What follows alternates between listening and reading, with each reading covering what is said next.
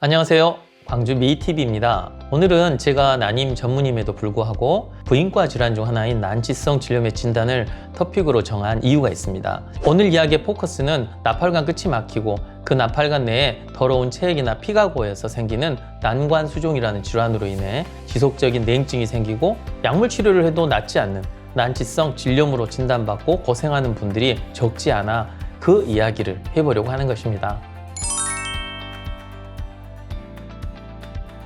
난관수종은 말 그대로 나팔관에 물수자, 종양, 종자를 써서 나팔관이 막히면서 그 공간에 여러 체액이 고여서 생긴 물혹이라고 보시면 됩니다. 이 수종은 밀폐된 것이 아니라 자궁관과 연결되어 있기 때문에 그쪽으로 체액이 흘러나가면 수종의 크기는 작아지고 심지어는 어떤 경우는 사라질 수도 있습니다. 하지만 생리주기를 다시 거치다 보면 또 초음파 검사상 보이게 돼서 재발한 것이 아닌가 하고 생각하실 수도 있지만 이는 크기의 변화 때문에 생긴 착각이고 한 번 발생한 난관수종은 수술적 제거나 처치를 하지 않는 한 없어지지는 않습니다.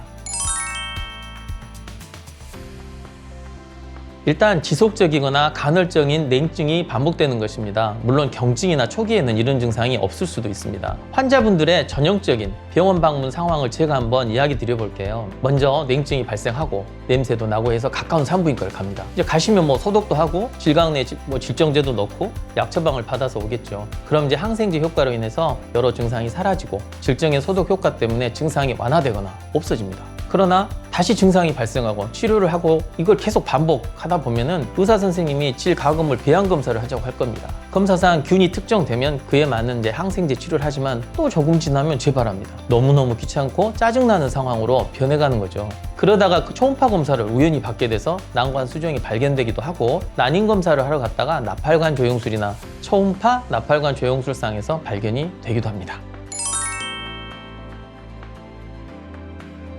지금 이제 보이는 그림은 여성 생식기에서 중요한 구조물들에 대한 것입니다. 보시면 자궁 오른편으로 난소와 나팔관이 보이고 나팔관의 끝이 마치 나팔처럼 여러 갈래로 갈라져 있는 것을 보실 수 있습니다. 여기가 난자가 들어가는 입구가 되는 것이죠.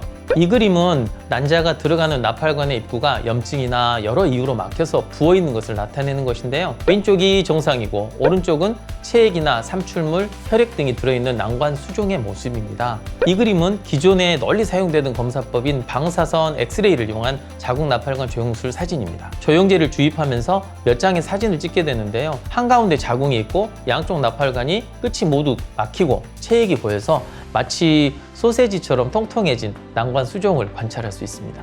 이 초음파 사진은 조영제를 주입하면서 초음파로 나팔관의 병적 상태 여부를 판단하는 초음파 나팔관 조영술 사진입니다. 보시는 바와 같이 다소 부어있는 난관수종을 발견할 수 있습니다. 마지막 사진인데요. 실제 이제 복강경 수술 과정에서 관찰되는 난관수종입니다. 아까 우리가 정상적인 나팔관을 봤는데요. 그때 나팔관 끝은 여러 갈래로 나누어져 있었는데 염증으로 막히면서 그런 모습이 사라져 버렸습니다.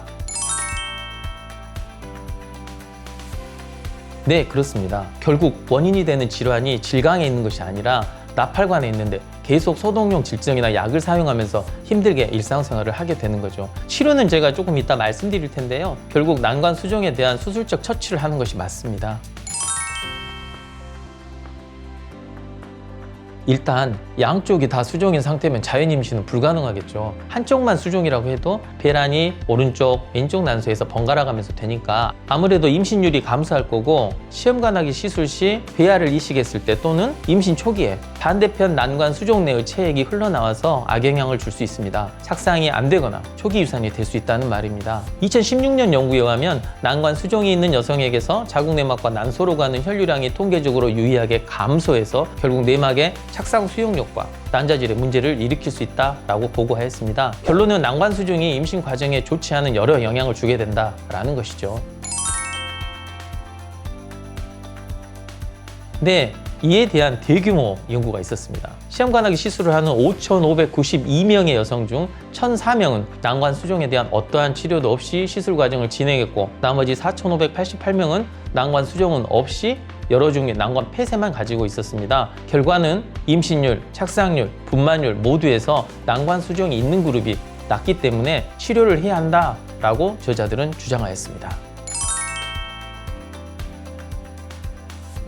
궁극적인 치료는 복강경 수술을 통한 방법이 되겠습니다. 수술은 두세 가지 방법에 의해서 하게 되는데요. 일단 나팔관 자체를 제거해버리는 난관 절제술을 하면 영구적으로 나팔관이 사라지니까 재발될 일은 없어집니다. 두 번째로 자궁과 나팔관 사이를 레이저로 절단하여 난관 수종 내의 체액이 저류 또는 역류하는 것을 막는 방법입니다. 이런 수술을 나팔관 기시부 절단술이라고 하는데요. 나팔관 자체는 그대로 있고 통로만 폐쇄하는 것입니다. 시험관하기 시술 과정인 분들의 경우에는 나팔관 절제술을 하다가 난소로 가는 혈관이 데미지를 입게 될 수 있는데, 그렇게 되면 혈액 공급이 잘 안 되니까 난소 기능이 저하되거나 극단적인 경우에는 난소에서 배란이 안 될 수도 있어서 그럴 우려가 있는 상황, 즉 심한 유착으로 나팔관 전체를 절제하기 어렵거나 하는 이런 경우에는 절단술만 하실 수도 있겠습니다. 마지막으로 나팔관 성형술이라는 것이 있는데요. 나팔관 끝을 개통하고 인공적으로 나팔관을 만들어주는 수술입니다. 자연 임신을 시도할 수 있다는 장점이 있지만 재발이 많은 만큼 요즘은 잘 하지 않는 추세로 보입니다. 이 모든 방법이 여의치 않을 때는